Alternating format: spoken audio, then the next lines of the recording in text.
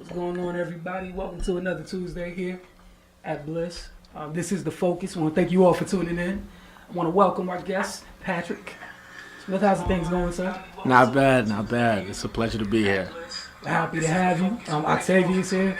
I think her volume's up on her phone once again. It's not actually. That's actually not me. My bad. Oh, that's Cardell? See? Octavia, I'd like to apologize. Oh my God, I appreciate the apology. I was like, I made sure before we even went on air, I turned it on and turned it all the way down. I said something before the show started, so I was waiting. It's cool. I did it last week, so it's not a far stretch to think it was me. How you playing nice? It's no fun. All right, Cardell, let everybody know what we got on tonight's show, man. If they haven't been following on social media. Hey, man, we got a lot, Maryland JUCO Player of the Year, Patrick Smith, a.k.a. the double machine. You don't got to be humble. Tell it like when you average 17, 13, you ain't got to be humble. Is it 13? We got chips. 13 yeah, with it? 13 boards. And also we got Jay Kelfer, the founder of the Pro B-Ball Combines, a new combine, a pre-draft combine that's being held down in IMG in Orlando, Florida. And, he got a nice lineup of guys that weren't selected to the main NBA draft combine. They're going down there to prove themselves to the NBA. So, it's going to be a lot of good information for all the, basketball people in our community. So I hope they're tuned in and ready to go. All right, and with all this action that we have on tonight's show, just a regular reminder for local coverage this week, head to Find Us Mag. Okay. Head to My Mountain Sports. And also you can start heading to the Focus page. We're going to start getting stuff up there as well. This week we got some Mystics coverage for you guys. Preseason ended last night. Got regular season opener on Sunday. Some DC United coverage. We got Inside the Circuit. A great new feature over at Finest Mag with Coach Inge and Coach Roan. Kind of just peel back the curtain and tell you guys the real about the AAU circuit, where you got a lot of people saying a lot of things that aren't necessarily spending the amount of time in gyms that these guys are actually working with the youth. So it's a really cool feature. Get over there and check that out. And we need you guys just to stay with us. We're going to take a quick break, and when we get back, we're going to jump into this wonderful conversation with Patrick. We're going to talk about that the clever social media handle that kind of fits the production. So stay with us. We'll be right back. You're watching The Focus.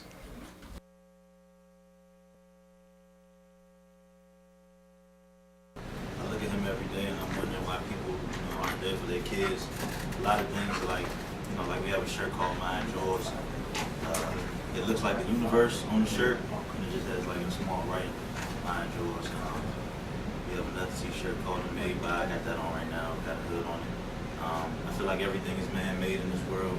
Our parents sometimes aren't able to teach us the proper tools as far as encouraging us to say we can do whatever we want, which is a lie and the truth at the same time, because you got to do what you're good at, to the fullest. So I made a lot of shirts in this line to kind of gear the youth as well as just people, of all ages to keep following their dreams.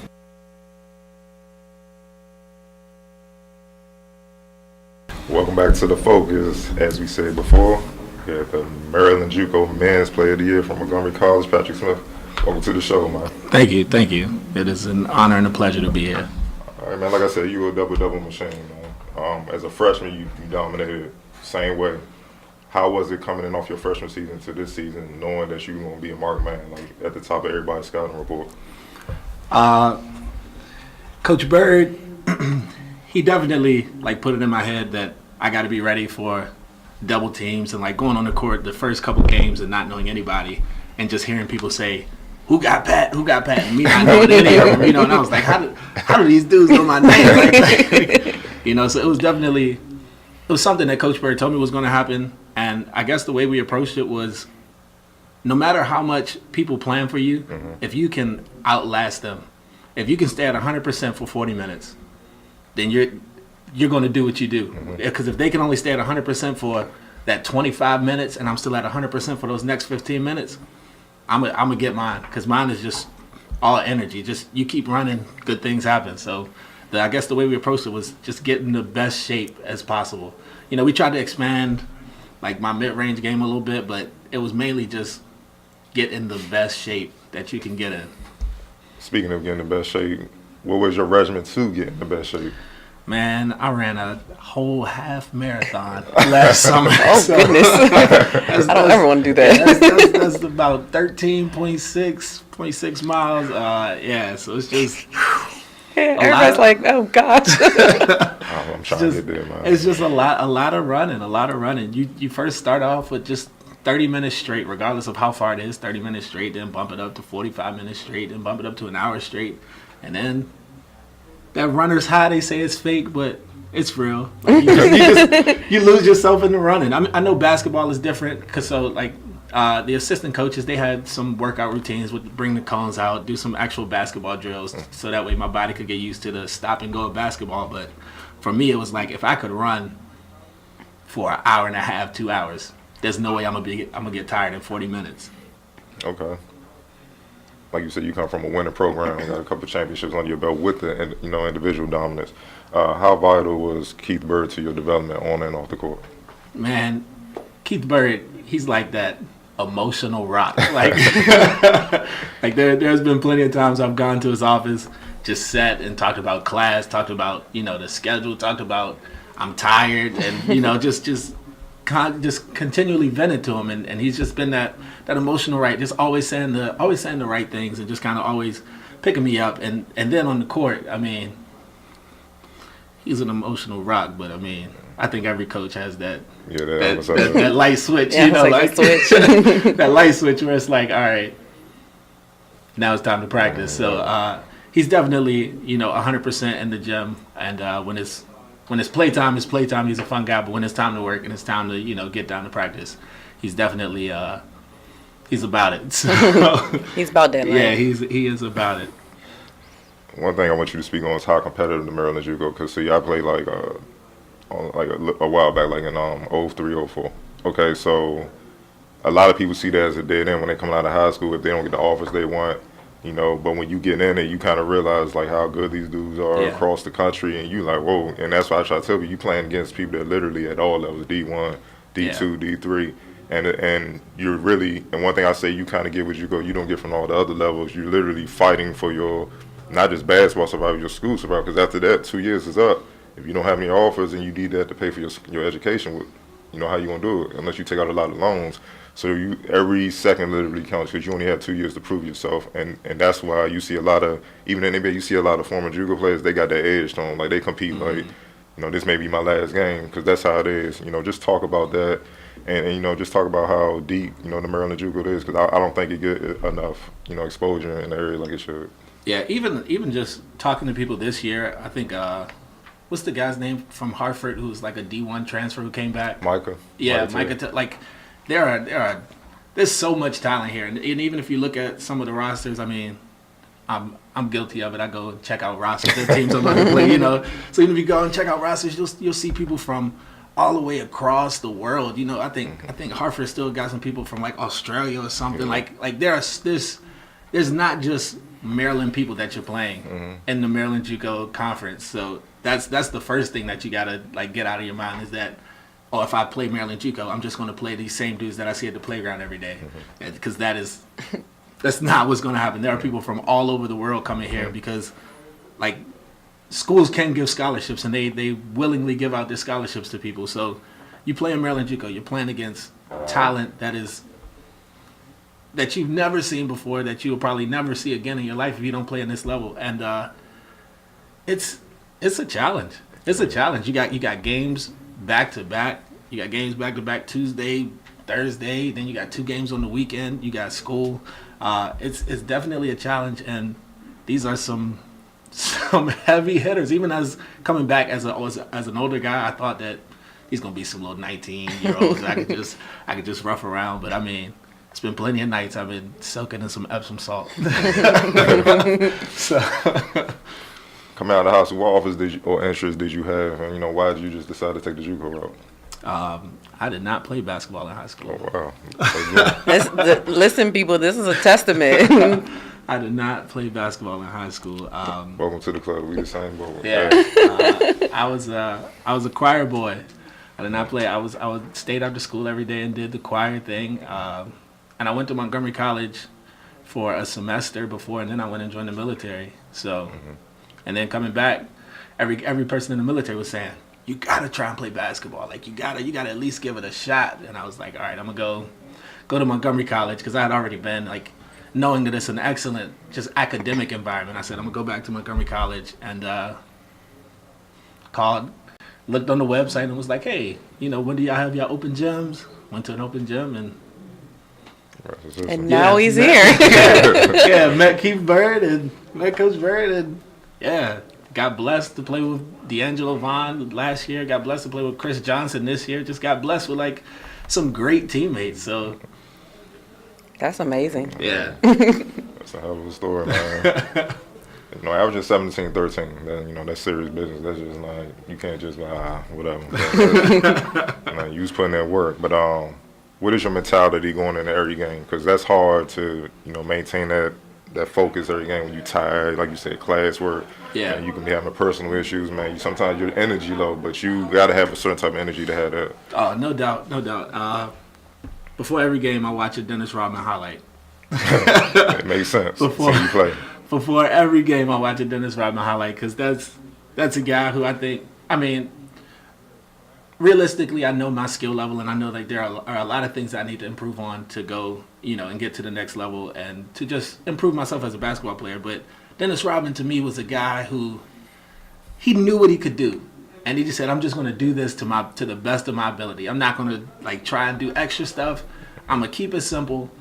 My team needs me to rebound, clean up shots, and defend. That's all I'm going to do. I don't need to, try and cross over if I've never, crossed somebody up in my life. Just know your role, do it well. So, like, when I would watch him and I'd see him put 150% effort into something that a lot of people just are nonchalant about. Because a lot of people don't even try to get rebounds. A lot of people just, like, look like they're boxing out or, like, just try to give a show that they're boxing out. But if you really put 150% effort into rebounding, that could change the game, Because, you got to have the ball to score. Mm-hmm.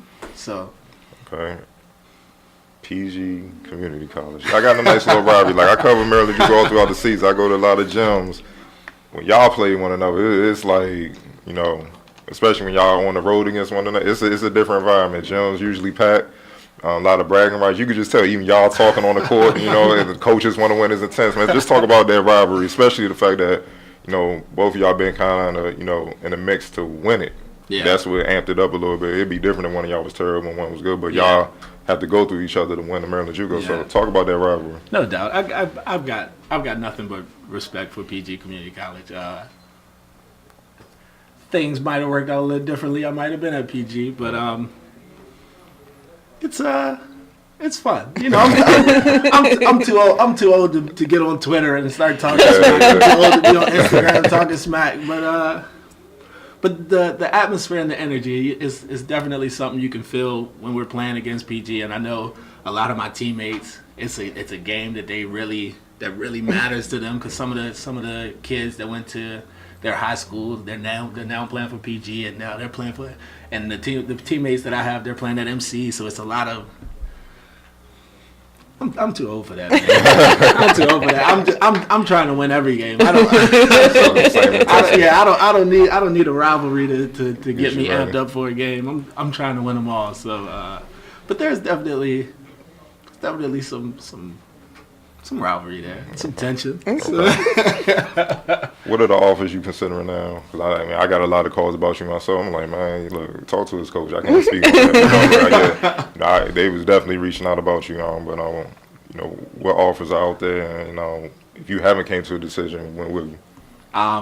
Well, Coach Bird, I had a lot of people at Montgomery College, a lot of staff, and you yourself. A lot of people had helped just kind of get my name out there, and had a lot of offers. The main one that I was trying to really commit to was I had a chance to go to Brown University. Ivy League, but not ashamed to admit it. But some things happened at admissions to where I didn't get all the way through, and but I was again blessed to get that opportunity. Duquesne offered, JMU came and offered, but I had to ride with a school that had been communicating with me from last year. I talked to the coach, and I knew the coach real well, and I might get a little bit of slack from my assistant coaches and from Coach Bird for not going D1, but it's a D2 up in Pennsylvania called Mercyhurst. Definitely had the chance to go D1, but this school seems really committed to me graduating. And coming from a JUCO, that's something that you really got to look at because not all your credits will transfer, and that's something that is very important because I only have 2 years left to play. Right. So if I only have 2 years left to play and it's going to take me 3 years to graduate, something's not adding up. Right. And this school seems real serious about me just walking out of there with a degree. So I'll be at Mercyhurst next fall in Erie, Pennsylvania. All right. Hey. What are you hoping to accomplish at Mercyhurst and possibly beyond? So I want to be a music teacher. Okay. That's educationally and for my educational goals. But man, I'm trying to get 1,000 in 2 years, 1,000 points, 1,000 rebounds in 2 years. I mean, I was about 130 shy this out of these last 2 years. I had 1,000 points. I had like 870 something rebounds in these 2 years. So I think it's possible. Okay. So go to the next level, get 1,000. Definitely want to win.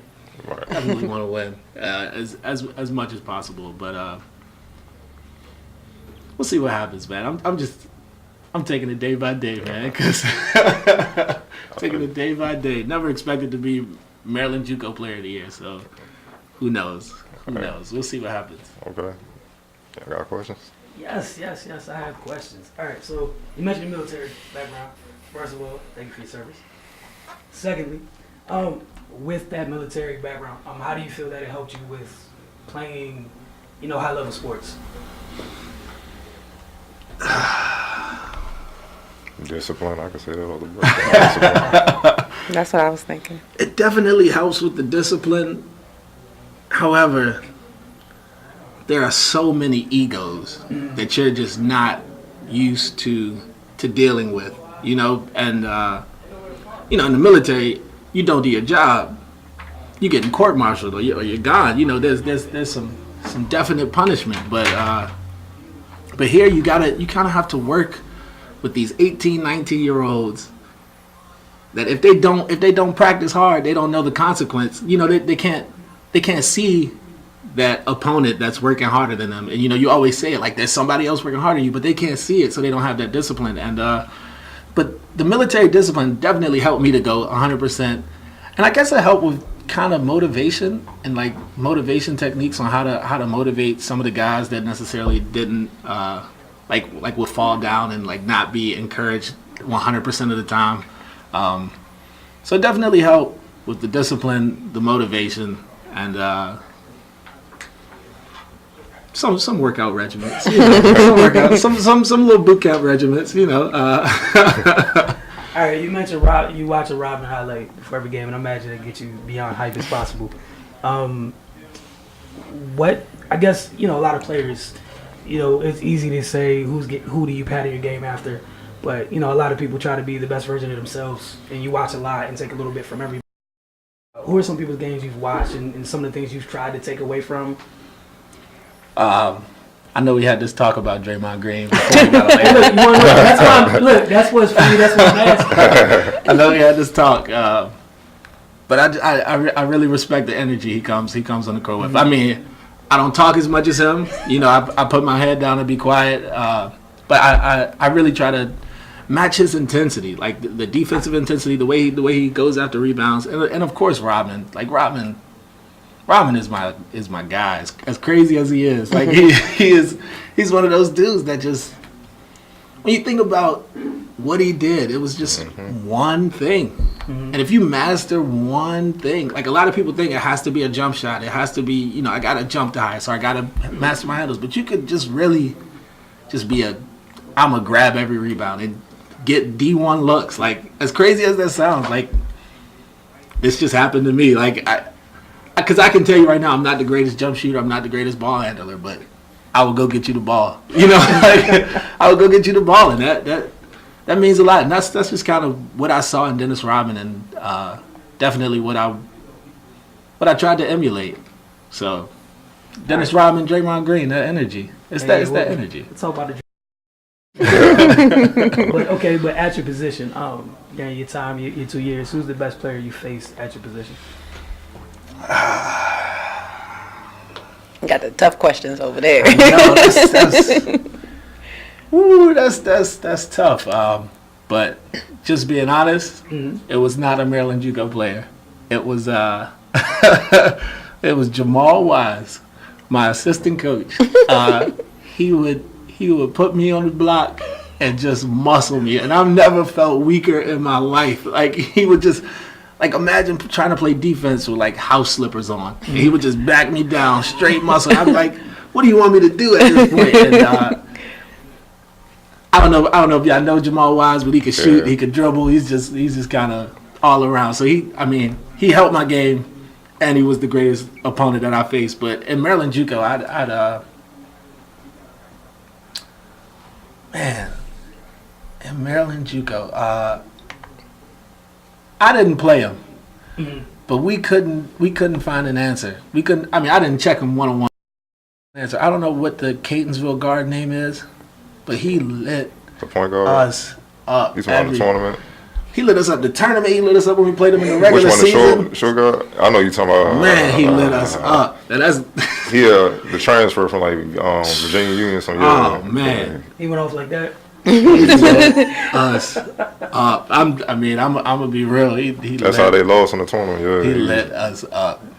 He lit us up, and they had kind of like that Rockets offense where they just gonna shoot transition threes. Yes. And they were hitting. They were hitting, and yeah, he had a big part to do with that. So props to him. I don't know his name, but Catonsville guard. He was serious. Octavia, did you have any? You know you steal my questions every week. You really do. But I guess one question I would have, because number one, I think it's a great story, the fact that you didn't play basketball in high school and that you still you took something very seriously and it produced, I think that's a good story for kids to hear. But as far as, because I know you touched on, playing with 18 and 19-year-olds, do you feel like, with them at this age, like it's harder for them to be focused like how you are? I don't think it's more difficult.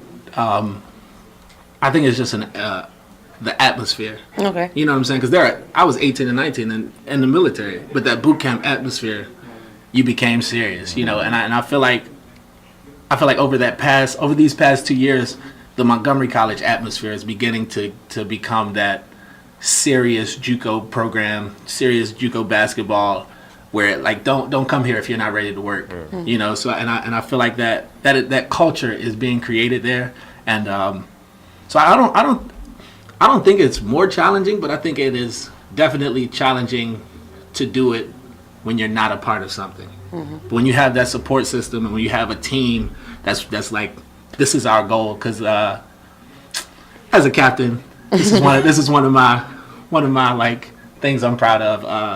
When we first got our team, I bought a big poster board and I had everybody write their goals for the season and their number and like where they want to go, where they want to transfer, and how many wins they want, what GPA they want to have, and we will put it up just so that way everybody can hold everyone accountable, and I had them write who they're doing it for, so that way I can't say, oh, you just doing this for you now. You said you're gonna do this for your little brother. Like you in here right now giving 100% for your little brother. You gonna give him 70%. So I don't think it's difficult for them to have that motivation, but I think it's a culture, and I think that culture has definitely been created at Montgomery College over these last 2 years, and I think it's a culture that's going to continue to grow at Montgomery College. So that's good. Definitely a fan of Montgomery College. All right, Cardell, did you have anything? I don't know. You answered all my questions. I think you got me out the way too. I'll tell you as well. So we're gonna take a quick break. Patrick's not going anywhere. We still got a lot of show left. We got another guest calling in shortly, and we can't end the show without rapid fire. I can only imagine what Cardell has planned. I'm scared. Like 30 questions in the chamber, so it'll be interesting to see what we have. You're watching The Focus. Don't go anywhere. We'll be right back. I look at him every day and I'm wondering shirt called Mind Yours. It looks like the universe on the shirt, and it just has like in small writing, Mind Yours. We have another t-shirt called The Made By. I got that on right now, got a hood on it. I feel like everything is man-made in this world. Our parents sometimes aren't able to teach us, the proper tools as far as like encouraging us to say we can do whatever we want, which is a lie and the truth at the same time, because you got to do what you're good at, to the fullest.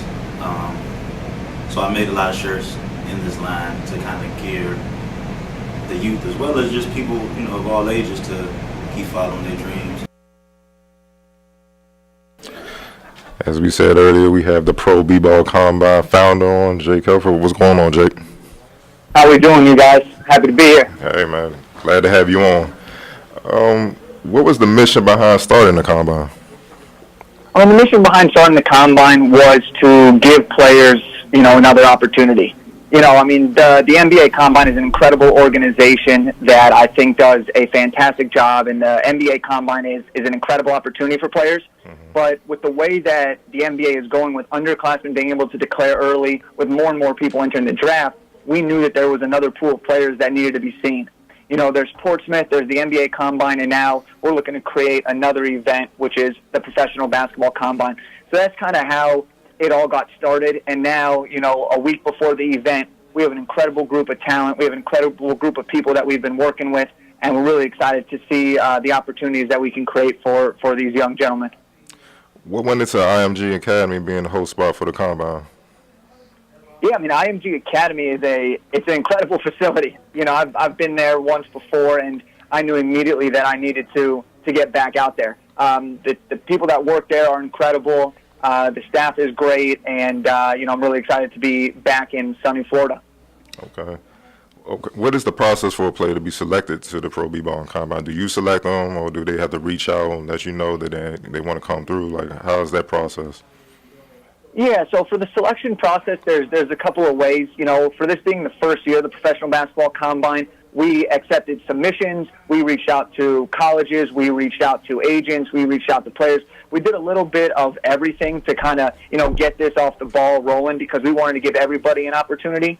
But we noticed that, our invitations through traditional media, through traditional invites were very effective. And moving forward, as this becomes more of a staple and more people hear about it in the years forward, we'll eventually be doing, having a real selection process team that we've implemented this year, but we'll continue to just grow and to continue to raise the quality of talent we have. But the selection process was pretty wide, pretty varied, but ultimately, we've received a great group of guys that I think are going to impress some scouts and ultimately create new opportunities that wouldn't have been there before. Okay. I know before you said this, since it's being the first, it's kind of senior-led, and, it's led by a lot of seniors who maybe didn't get the invite to Chicago. Is it moving forward where you only look for seniors, or can underclassmen who clearly have declared for the draft sign with an agent, can they, possibly be selected? Yeah, absolutely. We do have a couple players that are, not seniors entering into this combine. Mm-hmm. There's definitely a majority of seniors that were between Portsmouth that were not Portsmouth. Then we have a couple of guys that declared early, such as Jalen Johnson from Louisville, who's a junior. He signed with an agent. He's going to be participating. We have Antonio Blakeney from LSU, who signed with an agent, participating. So there's definitely guys like that we're able to give an opportunity to, who were just missing the combine but have removed their eligibility. So, there's definitely a wide range of players. And ultimately next year even, we're going to be including and probably having more of underclassmen that have declared for the draft but have not signed with an agent. We're actually able to incorporate those types of players as long as they follow the NCAA guidelines and regulations, and it cooperates with the NBA rules as well. So there's a lot of moving pieces to it, but ultimately we're here to provide the teams an opportunity to see 20 to 24 guys in one central location, and then we're here to provide the agents and the players with new opportunities that they wouldn't have been able to have before this event was created. Right.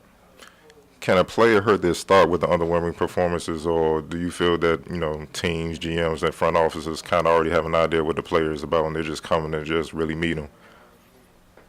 I think it's a combination. I think some of these players have been recruited all year, have been watched all year. I mean, you got some guys on our list that have been playing on the national stage for multiple years and that are nationally known. And then you have some guys that we're going to be having that this could be the first time they're really by a majority of the teams. So it's a great mix. It's a great blend. We're going to be able to have, team interviews, media interviews. We're going to be doing combine testing. So some of these guys that are not as well known, that maybe didn't play in a Power 5 conference, this could be one of their first chances to really impress the scouts that'll be in attendance and the front office personnel that are going to be in attendance. Okay. There are private workouts, combine testing, and interviews with NBA teams and clubs. Why no 5-on-5? 5-on-5 is reserved for the NBA combine. Okay. And just in order to comply with the NBA rules and pre-draft process, the maximum that we can do is 3-on-3. So our workouts are going to consist of shooting drills, skill work, pick and roll situations, working out of the offensive sets of NBA offenses, and then doing some 3-on-3, some 2-on-2, depending on our groups, to really get the competition juices flowing and to really have these guys go all out and show why they deserve ultimately a roster spot. Okay. All right, Jake, how you doing? My name is Wilson Tarpe. I'm one of the other co-hosts here on The Focus. One, thank you for calling in. Secondly, I guess my first question would be, sometimes when people are starting something and you're in the midst of the process, trying to get off the ground and you're worried about the execution, have you had a moment to kind of take a second and think about just the overall impact this may have in the draft process, like within the next 5 years? I actually, haven't had a second to kind of pull back up until today. And, I've been head down, just trying to do everything that I can with my team. I got a great team that's been working with me to try to just make this a wonderful opportunity and a wonderful event for the first year. Do I have a vision that this could become part of the pre-draft process? Absolutely. Do I think if I create something that adds value to all parties involved, that it could become something great? Absolutely. The big thing that I do and everything that I do is I help people achieve their definition of success. And from a team's perspective, if that's able to help them, find the next hidden gem, or if it's from a player's perspective to help them achieve their dream of playing in the NBA, or to help an agent get their player noticed by more teams, whatever it has to do, whatever I can do to help these people, whatever I can do to add value to other people, that's how I know I'm going to be able to create something special. And so today, actually, I was able to take a few minutes and realize, this is something special. And I'm very proud to be a part of it, very proud to be bringing this to the world and sharing this with the world. And, ultimately, come next Wednesday when it's all said and done, I'm going to be able to look back and say, this is what I'm talking about. And hopefully we'll be able to, follow the players throughout their journeys and see some new opportunities and see some new faces on NBA rosters this coming summer. All right, and the last question I have for you, Jake, before we let you go, again, thank you for your time. A lot of the times, it's just from NBA fans' perspective and even the media sometimes, when it comes to the draft process, sometimes seniors are left out. It's all about potential and upside, and, youth kind of plays a bigger factor over production. And sometimes we even start talking about sometimes with foreign-born players compared to American-born players. Do you think that your combine, the pro basketball combine, would be something that could really help kind of, I don't want to see even the scales, so to speak, but to give, I heard you talking about giving players a better chance to be seen, but especially like players that, especially the seniors and juniors and some players that just because of production become, so they're not penalized for staying in school as long. I think that ultimately, you got to have the talent to make it to the league. Mm-hmm. And, the NBA does value, the older you get, the less opportunities you're going to have. Mm-hmm. But what we're really trying to do is really trying to, like I said, we're trying to get the players that either need more exposure or that want to interview for a specific team or that are right on that fringe or that need just a little boost to get into that draft, whatever it may be, or if they're in the draft to raise their stock 10 picks, 15 picks, whatever it may be. That's really what we're here to do. And, we have some guys in this combine that have the opportunity to be drafted in the second round. We have some guys that are going to be on summer league rosters. We have some guys that are going to end up being D-League players, two-way contract players. I mean, the possibilities are limitless, but ultimately it's going to come down to, will these players, regardless of their age, ball out in front of the media, in front of the teams when the time counts? And we're going to be putting all that to the test next week, showcasing these guys, letting them prove why they deserve to be in the NBA. And a lot of them, they've done their part. Some of these seniors were at Portsmouth. They've interviewed for the teams. And now this is just icing on the cake for them to just convince the team one more time that they're their man. And that's what we're excited. That's what we're excited to do. I'm excited to be a part of this. I'm excited for the players to get going. I'm excited for the agents. I'm excited for the teams. This is something new. It's something fresh. And we're excited to see the impact it can have on the basketball world. Okay, Jay, lastly, where can anybody who wants to, who's interested, where can they go to follow, everything that's going on with the Combine next week? Yeah, I mean, the biggest place where we'll probably be having the most live updates and where we're announcing all of our players is on Twitter. And our handle is @Pro B-Ball Combine. Mm-hmm. So @Pro B-Ball Combine. And then we are also we have a website, which is www.professionalbasketballcombine.com. And we'll be posting, constant updates. We'll be announcing our final list pretty soon. I'd be happy to share a couple names with you guys before we leave. But we'll be on Twitter updating all of our players, posting some updates, and then we expect, some media to be sharing that as well. So those are the best places you can reach us at. Okay. All right, Jake, we want to thank you so much for taking some time in your very busy schedule while you guys are trying to knock out a huge task. And we wish you the best. We hope it's successful year one and many years to come. We hope to hear back from you afterwards to see how everything went. But again, thank you for calling tonight, and good luck, and have a great Combine. All right, man. Thank you guys so much for having me. This was a pleasure. Hope you guys end up following along, watching, and we will all be in touch. Let's do it live. Yes, sir. Yes, sir. Have a good one. All right, everybody. That was Jake Kelfer, founder of the Professional Basketball Combine. He handled that like a savvy media pro. You took the words out of my, I was just like, he does this. He used to work for the Lakers, man.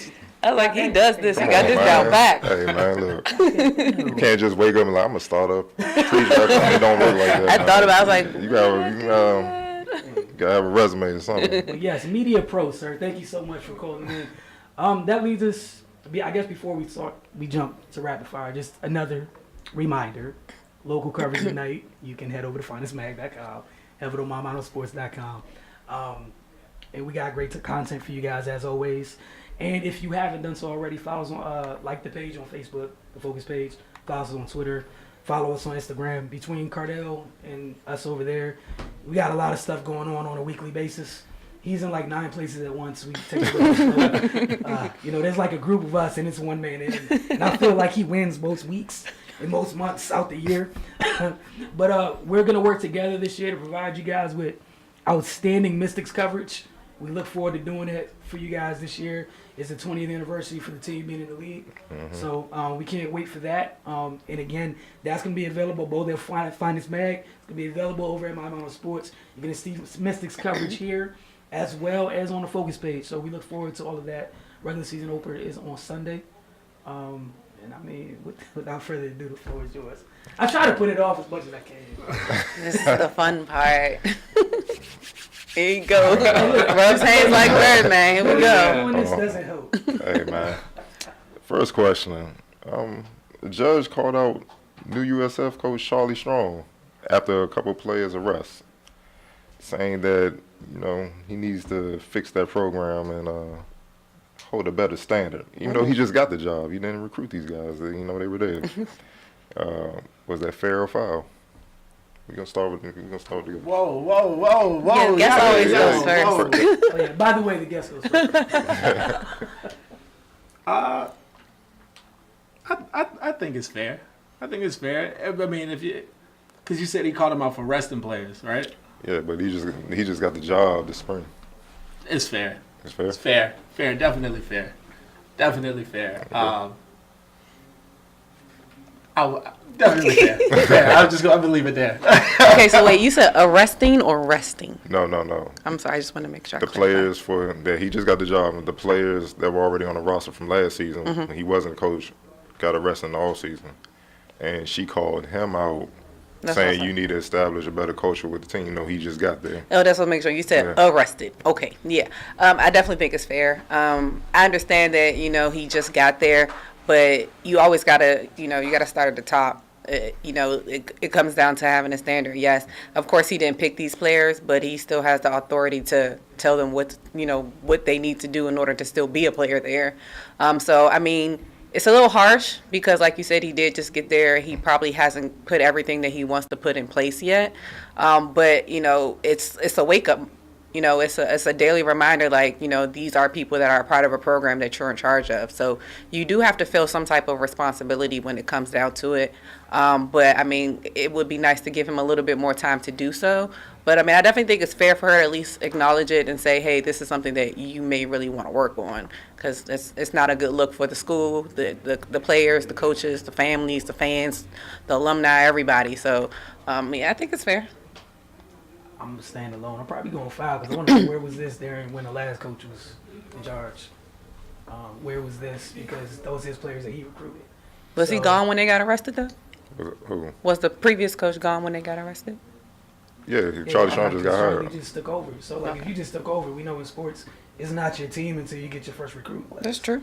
Therefore, where were you, Miss Judge or Mr. Judge? She was like, they ain't get arrested yet. No, but I'm just saying, like. Oh no, they was getting arrested under the old coach. Oh. He got rid of some of those players. Okay. We gonna get into that. And that's all I'm saying. If you're gonna jump out there, and again, this isn't your job. 1, 2, I feel like there's 500 other things you should be more focused on. 2, if you're gonna jump all the way out there, do it on both counts. How about you contact the AD and be like, this is a problem that's continued to happen, no matter who the coach has been. That's a good point. But you're just gonna go at the new coach. Like, we know you can't blame somebody who just got there. Yeah, that's completely true. I guess that's my biggest beef. And then secondly, if you're a judge, again, we're going to set a precedent, this is what you do. Where were all the judges when Urban Meyer was at Florida? Lord knows all the stuff that happened there. So again, if we're going to jump out there and do that, do it fairly. I don't know if the judge was like jumping out there, but in my mind, I think the judge was like saying, "This is the expectation that I'm setting for you. That I want this to stop." I mean, I think that's so fair. that call out. That's why I say it's fair. I think it's fair, but if the AD's not new, the AD was there for the past coach. I think you had a conversation with the wrong person. I definitely agree with that, but I think it's more so the fact that he's just the face. It's always people that just have to kind of take the blame because they are the people that are in certain positions that are up front. Like, for example, this is a dumb analogy, but you go to a restaurant and you order a burger and you say you want it well done, and it comes back undercooked. Who you gonna yell at? The waiter, even though they didn't cook it. So it's like, it's not their fault, but it's the face. That's who they see. That's who they know that they can get to. It actually is a better idea to go to the AD. I definitely agree with that. I didn't even think of that because these are the people that are really in charge of, stuff like that. So that's a good point too. But I think, it's probably just whoever the specific judge is. They just felt like, I'm never going to really have a chance to actually say this at any other time. So let me just get it off my chest now. But who knows? It can go either way. I'm with Wilson on it. Just watching the video when I saw it. Maybe I should watch. She kind of the way she came out on. That's the other thing. Delivery is everything too. The way she came out, it was kind of like how I feel.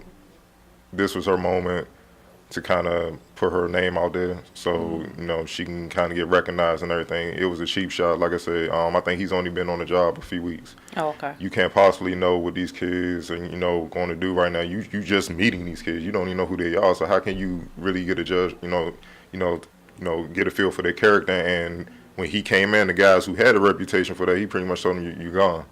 And remember, he was hired in Texas, and he did the same thing with them. You know what I'm saying? He got rid of all the bad apples and everything, and they kept moving.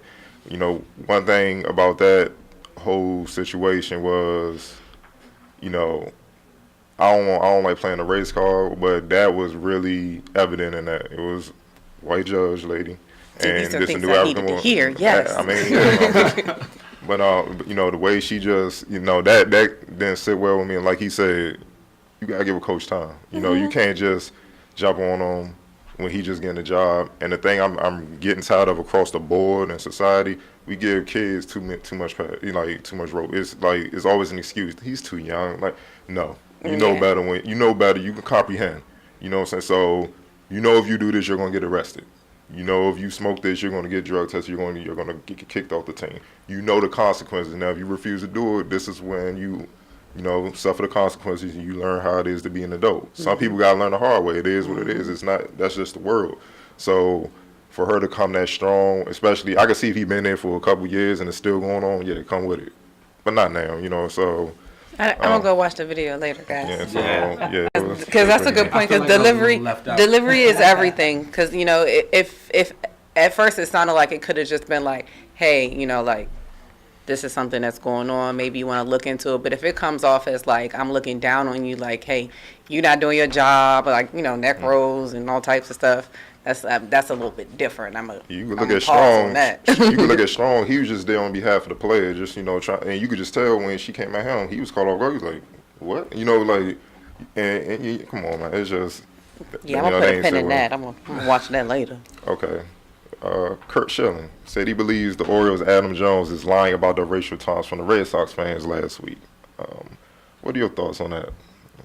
Like, of course they would say that, but I mean, it's always going to be a he say she say type of situation. I mean, if you weren't there, you don't know if it was really said or not. Mm-hmm. But to make it think like this, it's not far fetched to think that something like that happened. So I just feel like he's just reaching to try to save face for the organization and everything. But that's ridiculous. I'm like, who's going to just make that up? Like, yeah, dumb. Oh, me? Yeah, you. I'm not mature enough to comment on anything with Kurt Schilling, so I'm just saying, like, dude already has a horrible reputation, so I don't really care anything that you say out your mouth. Didn't you lie about you lied about some interesting things that you didn't need to lie about. Like, you lied about baseball, so I don't want to. America's pastime.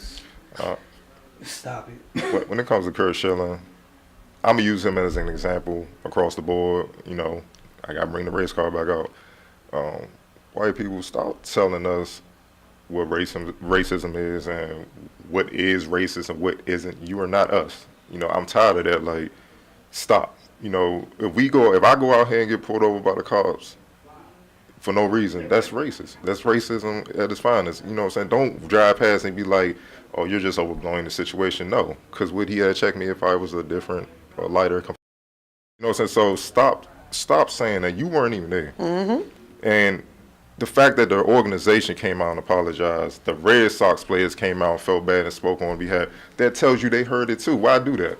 Dude, they've had a history. That's what I mean. I can see, like it's not far-fetched to think this. History, man. I don't even want to go back to Bill Russell. And that. I mean, he won 11 championships in 13 years. He dropping, he give you 30 and like 40 rebounds, and he coming home and it's a cross burning in his yard with his kids. And like, what do you like? Y'all have a horrible history of this, and that's far-fetched. It's not far-fetched at all. That's what I'm like. Not even that. Who was the Capitals playing when that happened to them? That wasn't the Boston team? The Bruins? You talking about the Bruins? Yeah, weren't they playing the Boston team when it happened in the playoffs? I forgot the guy. Oh my goodness! See, I'm gonna forget the player, so I can't even bring it up. But just it happens put a pin in it. Bring it up next week. I'll put a pin in it and bring it back up because I can't remember the player's name. Okay. But he used to play for the Capitals, and it happened in the Northeast as well. Like, and as Cardell said, it's not saying that everybody feels that way, but if somebody's doing it, don't be so quick to rush somebody's defense. Mm-hmm. You also don't play in the major leagues. You say all types of horrible stuff in sports. I don't know what was said. I mean, it's finals week. I've been so I don't know what was said, but I definitely know that at times like this, with I think we're a divided nation, and words. You can't take words back, and once it's said, I mean, you just got to really be careful about what you're saying and think about what you're saying and think about the impact of what you're saying. I don't know what was said, but I know that once you say something, you can't go back and erase it. It's already in the air. So, and I do know that there are a lot of racist people, a lot of words that will be tossed. So, especially in the sports atmosphere, like. And Adam Jones been in the league how long? He's never said nothing like that. Like, come on, man. Like, I think he gonna just random. It's Boston, and they're winning. Like, they were winning. They were beating them. Hold on, I'm just gonna announce in the post game that they were taunting me. Right? Like, come on, man. It's just Kurt Schilling, that's that boy right there. Jay Cutler retired and we become an analyst. What do you think about that? Is this what everybody's doing now? Hey, you trying to That's kill me? the move. Hey man, Is this the new norm? This the move, My man. political correct answer to this is he's taking a job away from a young aspiring journalist or broadcaster. Like, who wants Had an to? opportunity We barely want to watch him excel play. in Why that do we want to sport. listen to him That's talk? my answer, and I'm done. That's it. I'm just asking questions. Go. I guess when you get old, you just retire and be like, let me put on a suit and I go. don't even think he retired. His teams just like they said on the That's radio. what I mean. Yeah. His agent texted the Texans and they didn't even hit him back. I'm like, good lord, like that's disrespectful. That means you're done. Like, Man, He done picked up the tie. I just want to make a public service announcement for all, like, retiring or older athletes that there are more jobs out there. Like, I would love to know what he got his degree in college. Like, I would love to There are more know. jobs out there than being a sports broadcaster. hey, look, man, just because you play the game don't mean you can break down the game.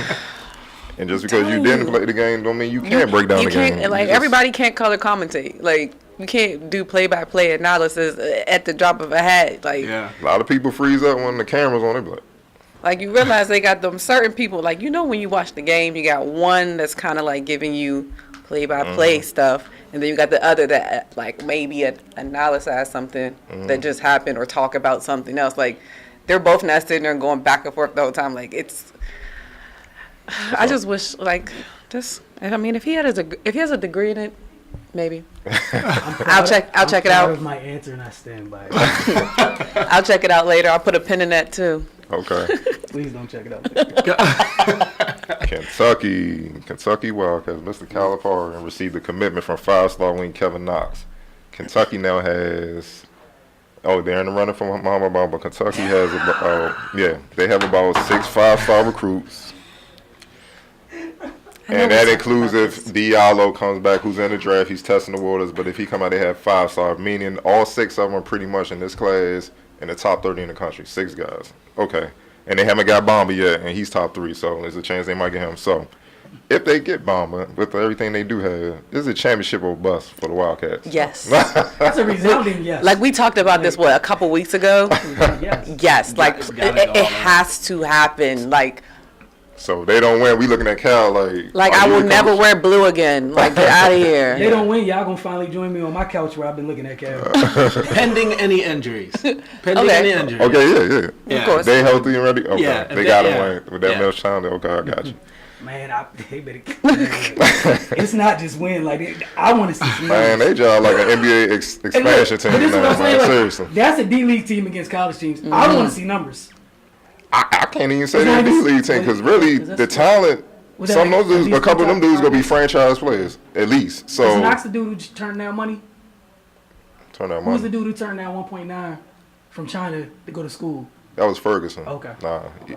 He had signed with Alabama with Avery Johnson, but he went over there. But totally different. But next question. Y'all boy DeMar DeRozan said after being swept, if we had LeBron, we would win too. Is this mentality a reflection of the league and why Bron has had his way the last 7 years in the East, or is it just reality? I think part of it is I think it's a little bit of both. Okay. It's a little bit of reality, of course, because he's the one sitting there playing against them, and he's seeing it firsthand and everything. I also thought it was a cop out, like okay, we know, but be a man and take your L, like a man. Like, I'm just saying, like, I feel like that was kind of like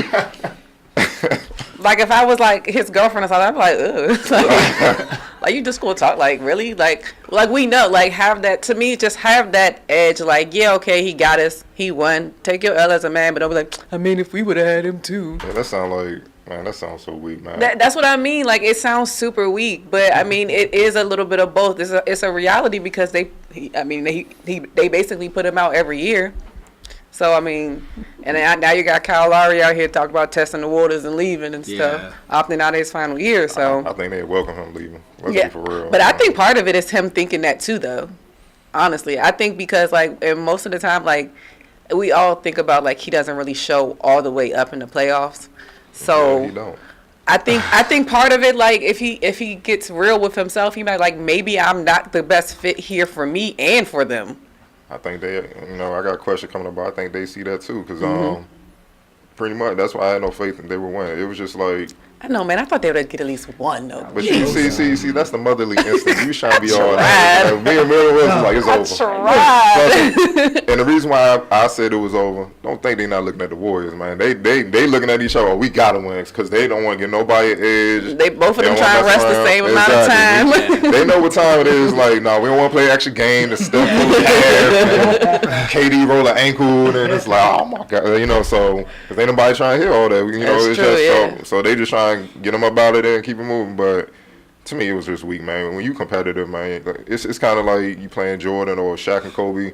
Everybody knew they was gonna go to the finals, probably win. Like I'll bring up the 01 finals. AI knew it was a tall order to beat them, but he brought it. He got a game out of it. He kept it competitive, man. He fought. Yeah. He got that respect. Now I'm looking at y'all, the league. That's what Dre.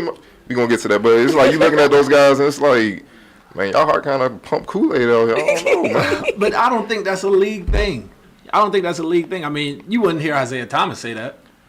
That's why they battling the Wizards. Yeah, you wouldn't hear Isaiah I'm talking about the Thomas majority say that. You league. wouldn't hear- Majority of the league, not like the top players. Top tier players. Even though DeRozan supposed to be. DeRozan is not far from a top, if not a top tier player. There's a lot of dudes making max money that are good players. Hey, look, that 'Cause TV I'm just deal on done saying- changed a lot of things with the tiers. Listen. I don't see Isaiah Thomas getting struck for 8 points in the playoff game. That's true. 2 rebounds. And I mean, he can't lost defend his that. sister too, and he's still balling.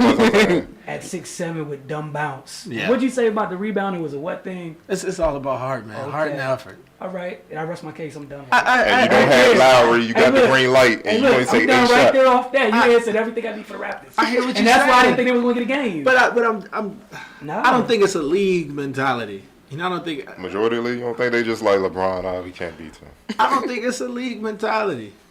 Because I don't even think you'll hear that out of the Bucks. Because they got Greek freak. But that's, You know what I'm saying? that's a different set of dudes. But like as far as like, I think this team, I think there's quite a few teams in the East that have the mindset of the Raptors. I feel like I could say that happily. There might be like 3 teams in the East that really feel differently. And the rest of them probably feel like DeMar said. I'll give you 4 teams in the East. It's the Celtics, it's the Wizards, Miami. They're out, but they, Oh, yeah, they stay yeah, healthy. they gonna go. They just stay healthy. Pacers won the guy and the Bucks. Those are the only 4 teams that compete with the Cavs. But it's about 16, 17 teams in the East. So that's why I'm saying the majority of the league is just like LeBron coming to. It's the reason why he rests a lot. And they still win. There's a reason for that. He knows his ain't no Kyrie and Love. Go get y'all average so y'all can get some money on next contract. But number 7, Draymond Green said the Pacers and Raptors didn't compete with the Cavs. Was it out of pocket or was it dead on? Dead on. Oh my Dead God. on. My man got a Gatorade commercial hitting the shot that you would never hit. So dead on. Game over. That was a bad commercial. That was bad. Yeah, they Bad shouldn't have timing. ran No, it was bad It timing. was a horrible timing. It was Yeah, bad but they timing. shouldn't have ran that during this Commercial, series. bad timing. My bad, Gatorade. I know you wanted it, but I don't you want do a no lot of things right. Gatorade. Hey, sponsor You know what us, I'm baby. saying? But, man, Love you guys. no, that's what I thought about the whole series. I saw the commercial every break. After every big miss, I was like, but you told me that if he drinks that. No overtime tonight. No, big time, baby. No. Even CJ knew, man. He like he's passing And this then, joint. but like even with the competing thing, Raptors, Pacers, did Drake? You didn't prove the man wrong. Did you get a game? No, they Well, didn't. some people are saying that it was more competitive than what the Warriors have faced. That's what I was saying. You can't What- call what- it. The what pot so can't far? call the kettle black, man. No, I'm no. saying. Look, I'm gonna say this. Did they- They over there sweeping Did they too. compete? The results the same. Okay, all Or I'm are saying they is this. competing harder? You see, so the first, don't- the Pacers. I mean, the Cavs won by like 2 points the first Pacers game. The first game, That was a good first and game. then what happened exactly? After every game, it progressively got worse. But the 2 to 20 for the rest of the series. Another team you lose by 2, you like bet we still at their necks. Dub. 15. The Warriors are out there doing the Duh. same thing, and in my mind, So you that's Draymond Green I got a not question minding his for- no, no, business. I got a that's question for- let the East No, worry no, about no. the East, Hey, worry look, about your I team. got a real question for you. With those teams in the East, we're not mentioning Washington. Just talking about who Cleveland played. Rudy Gobert is better than any of them, correct? Anybody that we talking about, Dame either Lillard. one of them two rosters. There's Dame Lillard who was gonna win. He said we winning in 6. And even He ain't said we had LeBron too or Look, KD too. Who win? And he But tried his even hardest at the too. time, CJ, they was balling. They were competing. Paul George is a great player. Okay, again, just real quick again. Great talent. Hey, he's a great talent because I like Gordon Hayward better than him. So Gordon Hayward at least went out like he went down fighting. With Yeah. KD.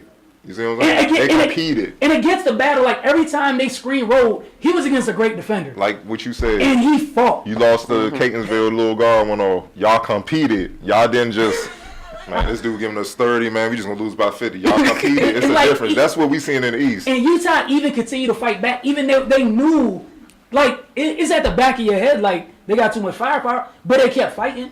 Like, the Pacers, they go down 20, that was it. Utah go down 20, they fight back.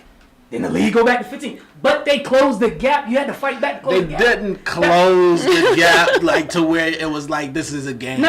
But I'm just saying, like, when you playing the Warriors, some teams don't close the gap. They take that first punch, it just gets They knocked out. closed it to 7 a couple that's what I'm saying. times. Like, they cut it to single digits, where I have respect for. Pacers, you didn't do it. DeMar out here talking, we didn't have LeBron. Don't have respect for that. You know ain't what I'm had saying? LeBron before the season, so why play? You seen the guy we did it, you know. That's all I'm saying. Is I get what you're saying because they both swept. I hear what but Utah's one of the better defensive teams in the league. Draymond throwing them. He's really throwing an indirect shot at Cleveland. They've been doing that all season. They just, He's like, y'all had a cakewalk over there, bruh. it's mind games. Yeah. But LeBron they doing it too. You know what I'm saying, with the Halloween baking cookies, the 3. Yeah, see, Okay, so you gonna get that? But then yell at Draymond, come on. Go.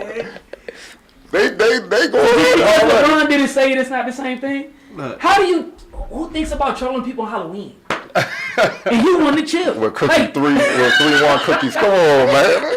Don't think they see that, man. I'm like, Draymond, like, don't let us win. If they win, it's gonna be epic what they do. They might get fined. I'm trying to They tell you, probably will. it's gonna be ignorant, man. You know the crazy thing?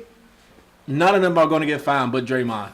Everybody else going to celebrate normal, and Draymond going to do the wild stuff. Him and his mom. I love his mom. She gonna He's gonna do be. some wild boy stuff. He going to do the wild stuff. So all right. Isaiah Thomas, Boston Celtics guy, said he doesn't get enough calls. What are your thoughts on that? I go last. Go ahead,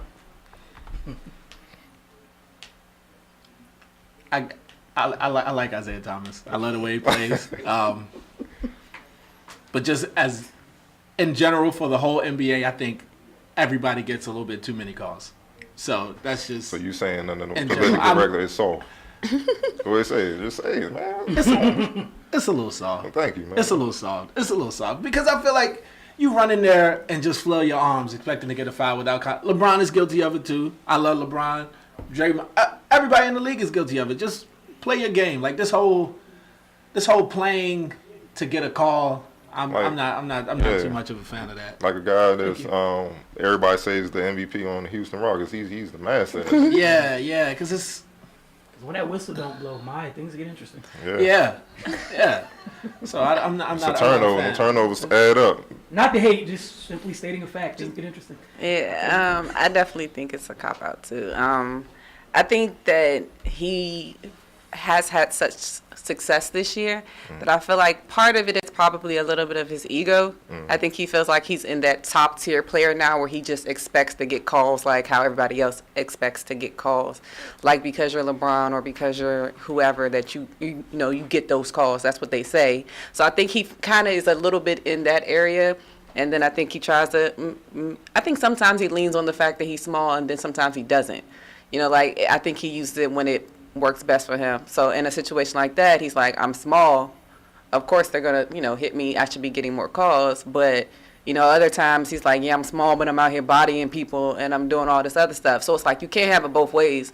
If you're going to be a top tier player, like you got to play through stuff like that and get over it. Like it is definitely soft in the league. They flail their arms, they fall out. Like people barely touch them. Their head go all the way back and they hit their head on the floor. Like it's so dramatic now. It's like, it's not even like it was in the 90s. It's not like you actually really getting an elbow. You just got like a love tap and you was like, let me pass out so I can get the call. Like your man Rodman, he would have a hard time playing the way he played now. He might foul out. Yeah, it foul out in the first quarter. Oh, you say you going last? Oh yeah, I go last. Go ahead, sir. He need to chill. When I play, if the refs, all I ask for the refs is to just be consistent across the board. If it's loose, let it be loose on both sides. If it's tight, then I know how to adjust. And that's it. I'm not gonna keep complaining and all that. But you can't complain when Wall don't get any calls. Like it's consistent. He gets thrown in the crowd. They don't get, man. It's just like he got to the point he don't even say nothing no more. You see the last 2 games, he just murdering them. He just using his few. So it's like if he's not getting any calls, like how can you complain? You know what I'm saying? So it's just, I mean, look, bro. What is it? It's 2-2. Anybody trying to hear all that, man? You know, Y'all didn't play. I mean, y'all holding. Y'all, I mean, it's the playoffs, man. You trying to gain an edge and advantage any way you can. The refs ain't seeing it good. If it ain't called, it ain't. What are you talking about? So stop. That's the best part. Come on, man. Go ahead. You took my first point. Like, welcome to John Wall's life, and you experienced it for like 3/10 of his NBA career. Yeah. So I really don't want to hear you complain. And as a small person, like, don't do that. You're just making it bad for all of us. Just shut up.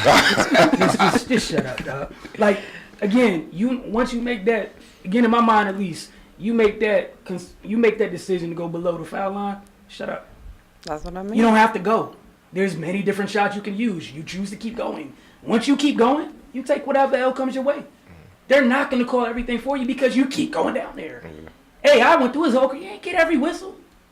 And you're not half as athletic as he is, so, no. Okay. Just shut up. Take that L. Hope they lose. Second to last question. Man, y'all gonna get them Lonzo Ball Jones? And that is a resounding no. Big baller Brian. Big baller Brian. The day I paid $495 for some ugly. They had a giveaway earlier. You ain't retweet? Ugly. They had a Even giveaway. they couldn't give those to me. Let me dang. tell you that they couldn't give them to me. They're ugly. I'm sorry. They're ugly. If they were $5, I still wouldn't get them. Okay. Wow. I just wanted that. A lot of respect to Mr. Ball though. Sound like you trying to get a bag later on. I mean, a lot of respect to him though. I mean, You want that BBB overseas? BBB. Like, a lot of respect to him, man. I mean, he loudly annoying, but he's starting a business, man. He's starting a brand. So I'm you not. can't knock And you him. can't knock that. I just don't like the way he's going about I'm it. not knocking that part of Yeah, it. 'cause but look what at the it be same doing. time, you hurting yourself. You hurting. He earned his son. In I'm not really a mad. world And that's the part where of it. Donald Trump can become president, Man. is he hurting himself or is he helping himself? He's But that's earning what I'm his saying. son. He's hurting his sons. Like that's the thing potentially hurting because his like son. it's cool to start your business or whatever. But even then, like you got Marbury talking about reaching out. I probably would have consulted him before I put a price tag of $495 out. Yeah. 2, you going out in public. You know what the public eye look like. You show up with J's on. Whole family and J's, like, exactly. and even if you just had the slides on, like Cardell texted me this weekend, if you just had the slides on, that's a good business move. So that's what I'm saying. Like, I feel like it's half-brained. Like 60% of it's from a good place, but Lord, every time he opens his mouth, he hurts. But and then the thing is, he's hurting his son because before this even got off the ground, you burned so many bridges in That's the what I basketball mean. world. They're gonna be there. Yeah. And if this don't get off the ground to a point where it's worth it and it burns to the ground and all that, what is Lonzo gonna do? And then you out there looking for partners, and the way you act out there in the public, like nobody's going to want to be a part of that. Exactly, man. That's what I mean. Like I respect anybody that's trying to start a business and trying to start a movement, or put themselves out there and do what they want to do for themselves. But you got to start humble. Like it's like you can't just come out the woodwork making T-shirts and selling them for $500 and think somebody gonna buy it. Yeah. Like you have to start at the bottom and work your way up. And just like we always say, like Lonzo has not played one game in the NBA. I don't think he knows that yet. His father said, man, he already proven. He sold out UCLA. I'm like, UCLA? Bill Walton and Kareem built that dang program. You saw it? Like that's how delusional he is. Like, come on. Man, this dude, he's saying so many things, and that's where it irks me. You got to prove yourself. Mm-hmm. Yeah. And you done pissed a lot of these shoot people off. You done called out LeBron, when that Mike, Steph, and all that. Man, you really think when they see you, it ain't gonna be on? Or see your son, see you safe, and then your son get murdered like he did with De'Aaron Fox. All you gonna be like, hey man, it That's happened. gonna be a nightly occurrence. Like people gonna be lining up. Everybody is, yeah. And, just to prove a point, especially for those shoe companies since you went at them, they just like, we're cool. Like, all right. But this So- confrontation has given him the media. No, I mean, Oh yeah, it's giving them the public like eye. there's a lot. That's one of the positives go with it because people are talking about it. But again, like my biggest thing is like you got 3 boys or whatever. You want them all to get to the league or whatever, right? It's not gonna help all the ones that's not in college yet.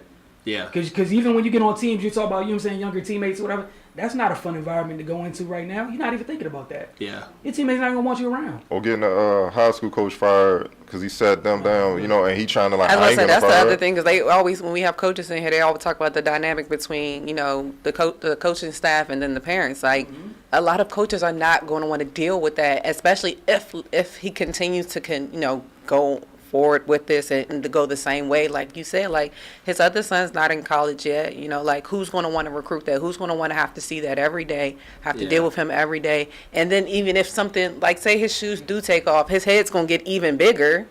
Yeah. So it's only going to get worse. So it's like, And then calling out his teammates when they lost, you know, white players can't move as fast. I'm like, man, the white players was the one guarding De'Aaron Fox a month. Like that was your son getting murdered. Like, what are you talking about? Like, maybe that was, you know, his mother white. Maybe that was the white side that messed him up on that play. But it's like, come on, man, you can't. It's just like you said, how he going about is ignorant, and it's the thing that people miss out on when you doing things. Just be professional. If you want respect, give it. You ain't even have to say all that, and then everybody be like, man, salute to him trying to do his own thing. Respect. yeah, because even though, like, you know, you're selling these shoes to kids, and then you out there saying, well, if you ain't got $495, you ain't big baller. Like, come on, man. Like, you supposed to be a role model. Yeah. I mean, you in the public eye now. Your son's supposed to be a role model. You putting yourself out there. You need to be a role model as well. Not saying that they go into it thinking that they're going to be a role model because they never think that they are. But, you know, like, that's crazy. I thought that was, to me, that was probably the worst part of it, like, to downplay the kids that can't afford it. And one last thing, I don't know about y'all, how y'all grew up. Ain't no way in the world I would have been brave enough to go to my parents and ask for some $500 You? shoes. I would have got hurt. You? I never asked my Be parents for down. Jordans, Be down, son. It'd have been ugly, baby. especially them ugly shoes. I would That look like wouldn't even- Martin. I would look like Martin after he fought Hitman Hearns. When he came out, it'd have been bad going to school the next day. That would have been it. Yeah. All right, go ahead. Last question, man. Let's go. And this- Last one, here we go. Raptors GM, you know, he just came out this evening. He said after the sweep to the Cavs, we need a culture change. What does that say about the coach and their all-star backcourt?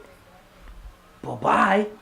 It's over. Hey, look, if it's Kyle me, Lowry already left. No, but He already ready to hey, leave. I'm talking about Mr. We had LeBron too, because he said culture change.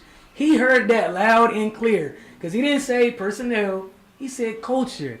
And if your best players play a big role in your culture, that's a defeatist culture. It is, Yeah. though. That's a defeatist culture. And that goes back to you're not happy about that. Now when I just paid you $110 million, I ain't Can trying you to hear imagine that. hearing that? That's Like, what I'm saying. It's in- super weak. Like, that's weak, especially like you said, being their franchise player. Like, even if you feel that deep down in your heart somewhere, like, you don't can't say have that. to You lock say that that out. Yeah, can't say you that. lock that up, throw the key away, everything. Like, you can't say that. Maybe Like, he'd be going home to college, be playing for the Lakers. Who knows? But I don't think Uriah's going to be out there playing after that. Especially if you come up with that statement. That's a strong statement. At least to me, I feel like that's a really and what we strong just say statement. about words, But that's out there he has to say forever, that baby. because this is what I say about finally getting my reps as a scout and being in the ABA kind of mix. It's just like it's a grown man business, and you gotta understand it's ruthless, it's cutthroat. So if your star players, you just as a GM co-sign, hey man, went to the owner, we need to sign these guys, the Yeah. 100 million of people, whatever, how much they made, and they coming out with that. And the owner like, we paying these dudes, and they don't even think they gonna win. That's gonna cost you your job. That's your livelihood. You can't feed your family. Oh no, y'all got to go. If it's me and you got to go. Million. All we doing is paying you to hoop, and you can't even just compete. You ain't even have to say all that. That's a problem, man. That's I need some more media training or structural. something. It's not even We need that to get because, my man from the like- phone to get him some media training. Like that literally came from like here. He said that from here. You know what I'm saying? Like, Yeah, he and didn't use again, if it was this. me, one of them already opted out, right? Yeah, Kyle already opted I'm out. shipping the other one, and I'm going about my life. see and what that's I a can get. slap in the face because DeRozan could have opted out last summer, but he didn't. He stayed. See what Bag. I'm And man. look, listen. Look at that. He opted in, took the bag, and then says that. And then had a battle. Business move. And then had a battle LeBron, Kyrie, and Love by himself. And that don't make sense why he set out. Because he like, I don't want to go into free agency with his injury. It's a lot of things that could be swimming about. It ain't a good look, dog. It's just. So what about that question about the East? And see what I'm saying? You see how we say? Look, you can't say the East and say the same team twice. This is still about the Raptors. This is not. In our defense, we've been hearing about how great they were going to be for like the last 5 This is years. not. So I mean, they just got Ibaka, you know, to and what try. did that do? He got banged And up you- by Shumpert with no And you know who knees. they messed up when they let go? They messed up and let a player go that play like you, Bismack Biyombo. Biyombo. Yeah. He the one that really won those 2 games last year. Yeah. He was balling like Yeah. Tristan. He took, and even LeBron was getting the stuff blocked. He was like, man, look, and he got $90 million off that. He was like, I got to feed my Hold family. on. Like, Hey, now hold on. not And he was, stopping me. and he was doing what? He was doing. Trying to He was tell doing you, one of man. those things that you was mentioning. Rebounding. Playing and defending around.